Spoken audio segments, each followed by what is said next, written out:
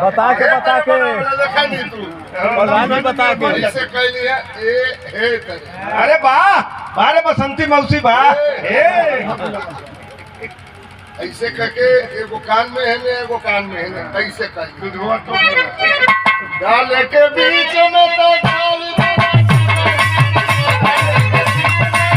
और लइका के जूजी पवरिया के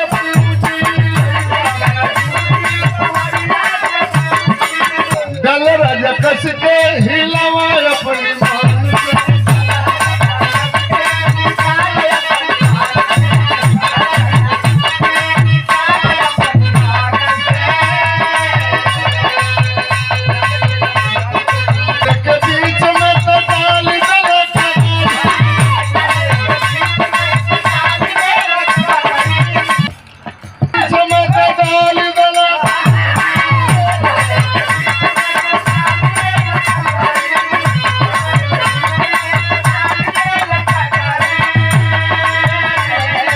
मिलता जुलता गावेलन वही में और लइका के जूजी पवरिया के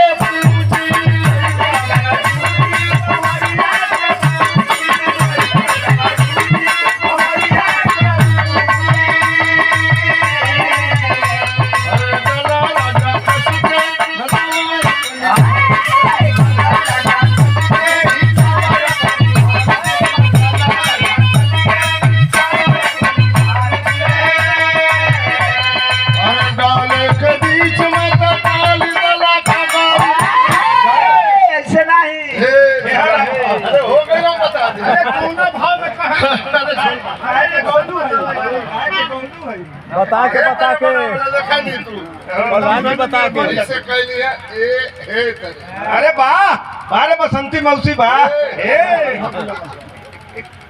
ऐसे करके एगो कान में है ना एगो कान में है ना ऐसे कर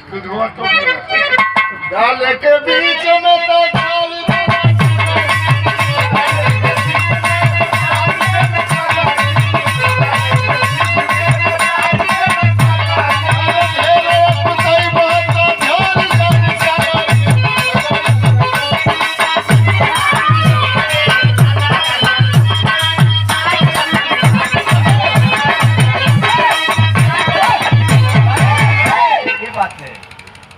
कसमाबाद के पंडित जी खाले अब पूरी तारो मारो गाड़ी ऊपर हिलावे ले मोड़ी तनी चीनी द तनी दही द तनी पपड़ी द राजा कलन करे बतियो बतैबा खाली बाबा भटगिरी करबा ब्रह्मा के लेखनी कभी नाही बेटी उधर भी हुई बेटी इधर भी हुई बेटी काशी राजा के रानी की पेट से बेटी पैदा भइल द्रोणी राजा के रानी की पेट से बेटी पैदा भइल काशी राजा खुश रहल ज्योतिषी बतौले रहल द्रोणी राजा के रानी सौरी वाला घर में लड़की के गोद में लेके रोवतड़ी हमारा राजा जान जान की लड़की भइल में तो दोगला माहुरे खा के मर गई है। अब हम कमन उपाय लगाई अच्छा केहू के घर के मेहरारू के ऊपर जाई ऐसा हालात हुई तो मेहरारू के दिल पर का गुजरी नन्ही सी बच्ची के लेके सौरी वाला घर में रानी गोद में लेके रोवतड़ी दिमागवा में छाई बेकली अरे लली को गोद में लेके कही कि भइल है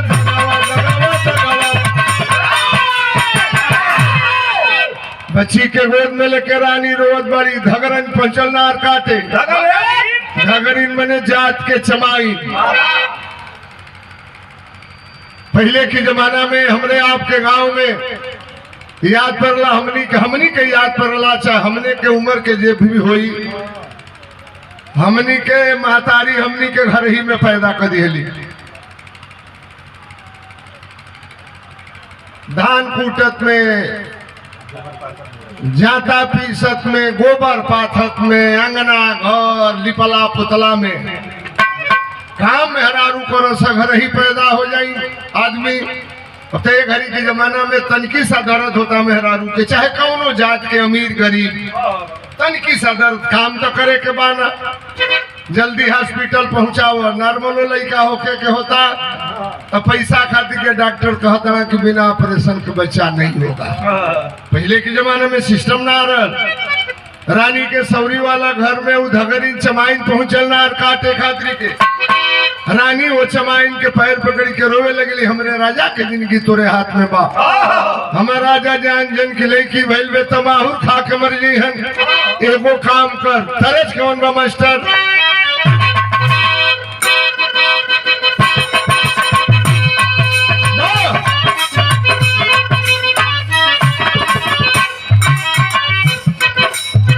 एक कौन नया धुन ना पाई। पहले के जमाने में पुरनिया लोग आवे, अरे जवन मजा राम के भजनिया, अरे जवन मजा राम के भजनिया, और सारी दुनिया में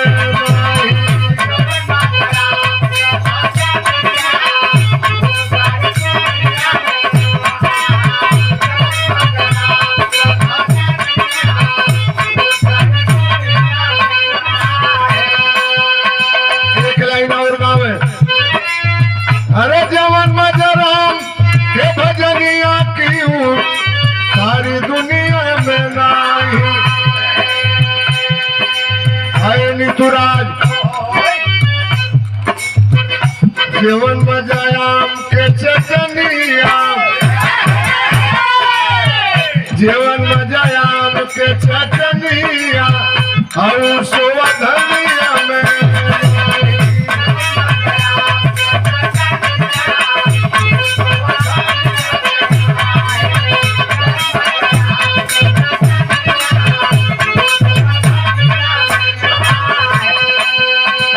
चमाइन के पैर पकड़ के रोवा तारी,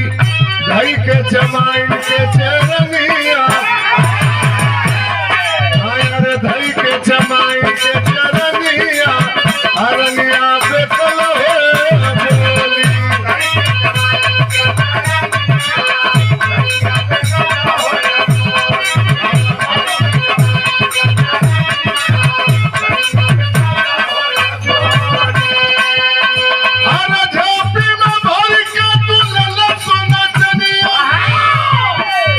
अरे टूटा न जाए कहीं तुम्हारी बचनिया की रनिया बेकल हो बोली। के झुलनिया पैर पकड़ के रानी रोवत बड़ी, तोरे शरीर के अंग अंग में सोना चांदी हीरा मोती के गहना पहिरा दे। हमरे राजा की कान में जानकारी हो जाए कि चाहे कि रानी के लड़की ना लड़का भइल बा। अपौनी पर दुनिया डेरात में भइल बे लड़की, हम लड़का के कैसे ऐलान करी? सोचला सिसगरी विपद बवाल हम पंडित जी के कपारे मढ़ गई। आनंद फानन में चमाइन दौड़ के गए, पंडित जी के बुला के लेके आए। पंडित जी पहुंचलन पोथी पत्रा लेके, रानी रोवे लगली। राजा राजमहल में हुआ, रानी रोवे लगली। पंडित जी जिंदगी भर जजमानी करबा उतना धन ना मिली। कहा तुम्हार घर सोना चांदी हीरा मोती जवाहरात से भर दे, कहा आधा राजपाट लिख दे। जब हमार सुहागे ना रही तई धन दौलत कौनी काम के, सब कुछ लेला। हमरे राजा के कान में जानकारी हो जाए कि चाहे कि रानी के लड़की ना लड़का भइल बा। पंडित जी के लालच हो गई, हमके झूठ बोले में का रखल बा। पोथी पत्रा उठौना गईला राजा के दरबार में।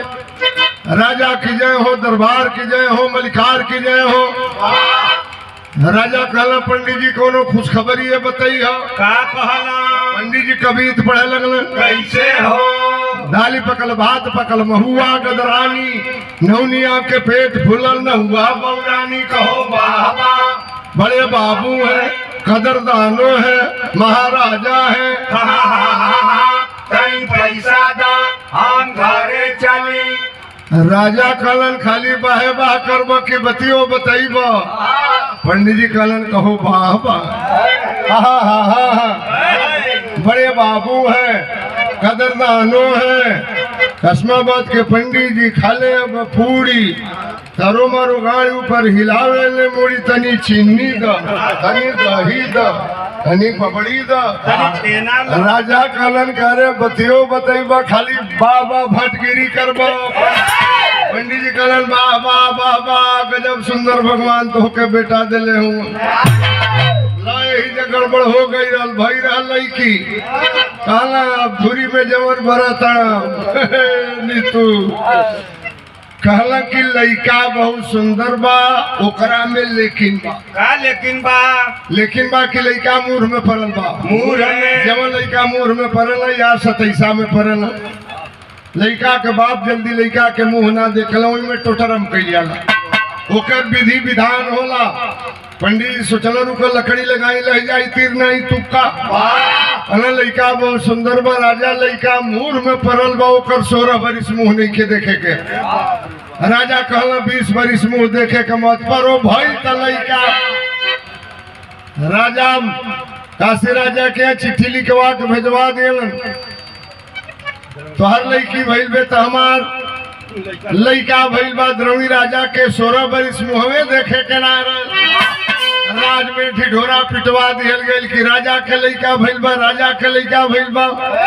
भौनी पर दुनिया कुल जुटे लगल सोहर गावे लगल भूवर भूवर बादर है होरी सवात है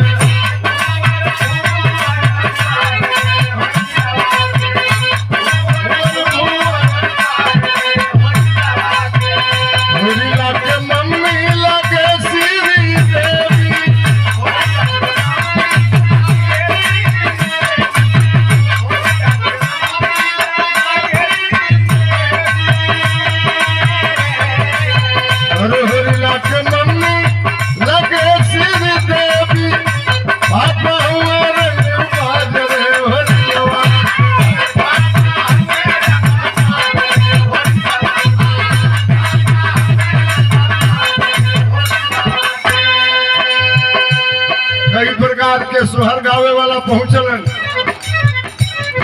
गाड़ी गादी है आदमी सुनेलन पैसा भी देलन ई गाड़ी हो कुछ ऐसा पारंपरिक गीत बा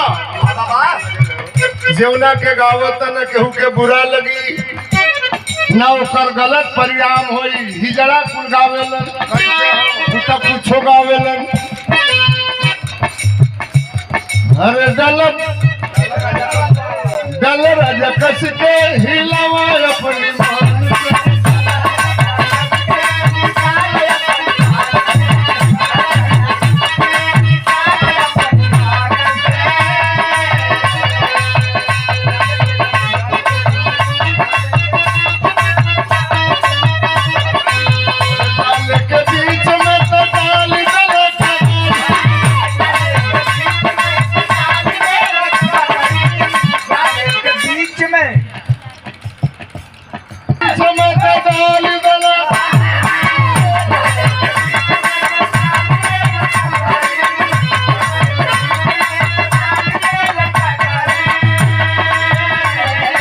मिलता जुलता गावेलन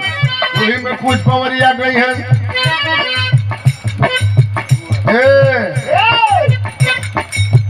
बड़ा ध्यान से भैया देखत हो और लइका के जूझी पवरिया के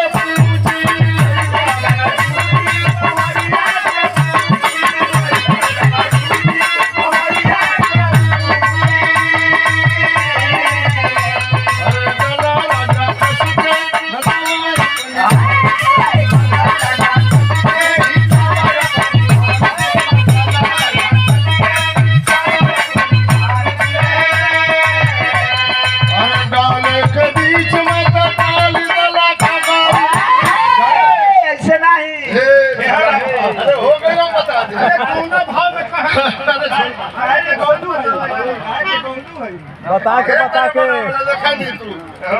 बता के ऐसे कहली है अरे वाह बारे बसंती मौसी बा ऐसे करके एगो कान में है ना एगो कान में है ना ऐसे कही डाल के बीच में तो डाल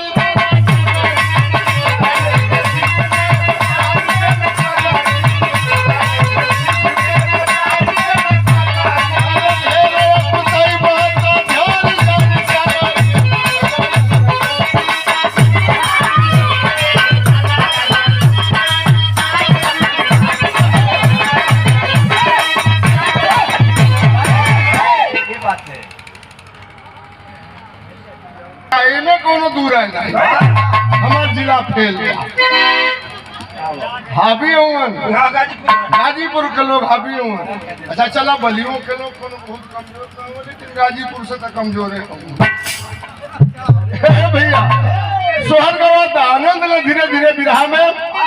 सोहर गवात बा धीरे धीरे दोनों महल में जब दोनों राजा के बिटिया से आन भइल 16वां सावन पार कइल